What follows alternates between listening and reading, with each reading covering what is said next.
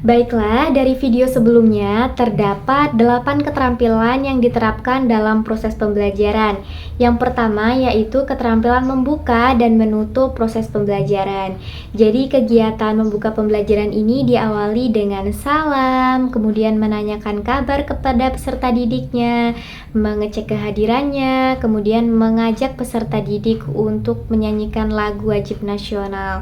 Nah, tujuan dari pembukaan pembelajaran ini yaitu mempersiapkan peserta didik dalam proses pembelajaran agar peserta didiknya siap untuk melakukan proses pembelajaran. Nah, untuk kegiatan menutup pembelajaran sendiri yaitu bisa dengan menyimpulkan kegiatan yang telah dilaksanakan pada hari ini. Jadi, bisa merefleksikan kegiatan yang telah dilaksanakan. Bisa juga dengan memberikan kuis kepada peserta didik dan juga suruh mencatat apa yang telah didapatkan pada hari ini dan kemudian ditutup juga dengan berdoa bersama seperti itu. Selanjutnya, keterampilan yang kedua yaitu keterampilan memberikan penjelasan. Jadi, seorang guru harus memiliki keterampilan memberikan penjelasan, yaitu menjelaskan materi yang telah diajarkan kepada peserta didik, mulai dari konsep, prosedur seperti itu, dan dijelaskan secara rinci supaya peserta didiknya memahami apa yang telah disampaikan, apa yang dipelajari seperti itu. Dan yang ketiga yaitu keterampilan memberikan penguatan. Jadi seorang pendidik seharusnya memberikan penguatan kepada peserta didiknya ketika melakukan hal positif. Nah, contohnya, misalnya kita memberikan soal kepada peserta didik untuk mengerjakannya. Setelah itu ada peserta didik, salah satu maju ke depan mengerjakan soal tersebut dan berhasil menyelesaikannya. Maka kita memberikan penguatan kepada peserta didik tersebut dengan cara yaitu peserta didiknya bisa diapresiasi menggunakan bahasa kita atau bahasa isyarat, menggunakan tepuk tangan, tepuk jempol, tepuk gujob, kemudian dikasih bintang-bintang dan sebagainya. Contohnya yaitu, wah, nak, kamu hebat sekali bisa mengerjakan soal yang telah ibu berikan. Ayo teman-teman semuanya kasih tepuk gujob untuk si X gitu. Nah, selanjutnya yaitu keterampilan memberikan pertanyaan tingkat dasar dan tingkat lanjut. Jadi, pertanyaan ini dilakukan untuk membuka materi dan pembelajaran untuk peserta didik. Misalnya, pembelajaran pada bagian tubuh tumbuhan, maka peserta didiknya diberikan pertanyaan dasar. Coba amati lingkungan di sekitar kalian. Apa saja ya tumbuhan di sekitar lingkungan kalian? Seperti itu. Nah, ini peserta didik akan menemukan masalah, mengamati lingkungan sekitarnya. Ada apa saja ya? Mereka pasti berpikir, oh, ada tumbuhan banyak bu, ada pohon mangga, ada pohon rumput-rumputan, seperti itu pasti jawabannya. Nah, setelah itu kita memberikan pertanyaan tindak lanjut. Nah, lalu tumbuhan tersebut apakah memiliki bagian-bagiannya? Seperti itu. Pasti mereka akan memikirkannya. Jadi peserta didik di sini akan berpikir kritis seperti itu. Oh iya, jadi ada bagian-bagiannya bu, ada akar, ada batang. Setelah itu pendidik juga akan melanjutkan pertanyaan lagi.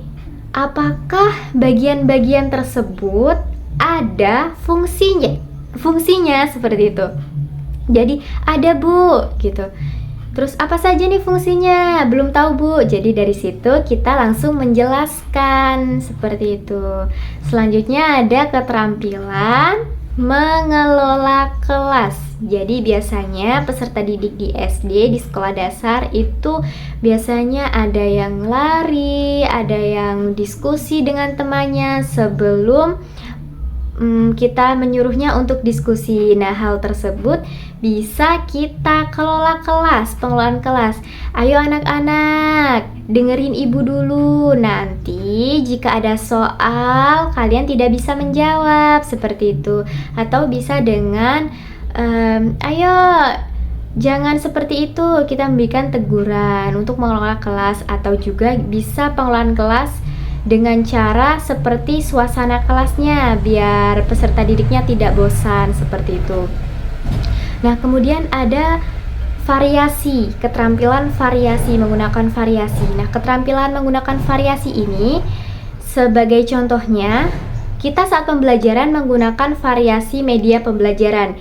Jadi media pembelajaran yang digunakan misalnya saat menjelaskan materi, kita menggunakan PPT dari Canva. Setelah itu, proses pembelajarannya ditambah dengan video animasi atau video yang berisi gambar dan suara audiovisual seperti itu. Supaya peserta didiknya minat dalam proses pembelajaran dan tidak bosan seperti itu. Dan nanti memberikan kuis kepada peserta didiknya menggunakan word wall seperti itu. Bisa tap-tap peserta didiknya yang menjalankan media tersebut seperti itu. Atau bisa juga variasinya dengan intonasi nada saat menjelaskan. Ada tekanan nada di mana materi tersebut perlu diketahui oleh peserta didiknya seperti itu. Selanjutnya yaitu ada keterampilan membagi ke kelompok kecil dan kelompok besar. Ini gunanya untuk diskusi. Metode pembelajaran menggunakan variasi ini untuk diskusi peserta didiknya. Jadi kita tidak monoton saja menggunakan metode ceramah, tetapi juga metode dengan diskusi peserta didiknya diberikan kesempatan untuk berdiskusi kepada teman-temannya seperti itu. Bisa juga peserta didiknya diberikan proyek membuat sesuatu seperti itu, tidak hanya mendengarkan kita dalam proses pembelajaran. Selanjutnya yaitu kita membimbing kelompok besar, kelompok kecil ataupun individual. Biasanya peserta didik itu mengalami kesulitan dalam proses pembelajaran, tetapi terkadang tidak mau berbicara kepada kita, mengatakan bahwa dirinya belum mampu mengetahui apa yang telah kita sampaikan. Misalnya kita memberikan pertanyaan, ada yang sudah paham, ada yang belum paham, seperti itu. Saya bu, gitu, misalnya ada yang gitu. Seperti itu, kita langsung tindak lanjut bahwa kita harus membimbingnya di mana, seperti itu. Atau membimbing sudah selesai belum tugasnya, kita periksa satu persatu atau satu kelompok seperti itu. Jadi kelompok besar, kelompok kecil, kita harus dapat membimbingnya. Dan juga keterampilan terakhir itu media. Jadi kita harus sebagai pendidik dengan perkembangan zaman ini, jadi harus bisa menguasai media TIK, Teknologi Informasi Komunikasi. Jadi ada kaitannya dengan variasi kelas. Jadi kita bisa nanti ketika kita memahami media interaktif, media TIK ini, bisa kita membuat variasi kelas. Jadi bisa membuat medianya berupa alat seperti tadi, PPT, Canva, seperti itu. Kita bisa memahaminya seperti itu. Untuk memudahkan kita dalam proses pembelajaran juga, agar lebih efisien juga. Misalnya kita memberikan soal tadi seperti kuis, tidak perlu lagi di dalam kertas kemudian dikasihkan kepada peserta didik, tetapi juga kita harus memanfaatkan media yang telah ada seperti itu. Nah, itulah 8 keterampilan yang telah diterapkan dalam proses pembelajaran. Semoga dapat bermanfaat dan dapat diketahui oleh kita semua.